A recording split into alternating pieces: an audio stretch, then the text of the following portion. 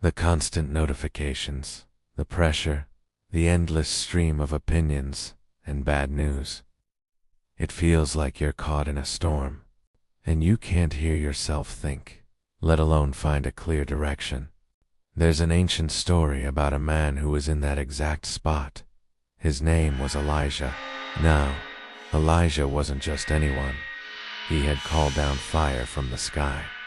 You'd think he'd be on top of the world, but instead, he was running for his life, terrified and completely burned out. He ran for a full day into the empty wilderness and collapsed under a tree. He was done. So exhausted you just have nothing left to give. An angel appeared, providing him with food and water, not with a loud command, but with a quiet invitation to be strengthened. A long 40-day journey to a place called Mount Horeb, the mountain of God. When he got there, he found a cave and hid himself away. And God said, "Go out and stand on the mountain, for the Lord is about to pass by." What happened next was pure spectacle.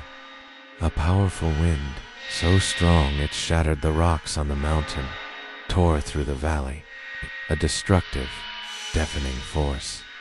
But the story says, God was not in the wind. After the wind, there was an earthquake. You would think, this must be it. But God was not in the earthquake, and after the earthquake came a fire, raging and consuming everything in its path. But God was not in the fire. And then, after all the noise, the chaos, and the drama, there was silence. And out of that stillness came a gentle whisper. When Elijah heard it, he knew. He pulled his cloak over his face, went to the mouth of the cave, and just listened. And in that quiet whisper, God asked him a simple question, gave him a new purpose, and showed him he was not alone.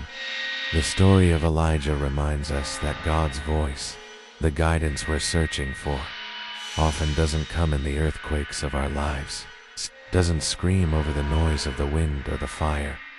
It waits for the quiet. It speaks in the whisper. It's when your life gets loud. Maybe the answer isn't to shout louder. Maybe it's to find a cave on a mountain. Get still and listen for the whisper. It's there. Thanks for watching, and watch out for the next episode. Subscribe and share.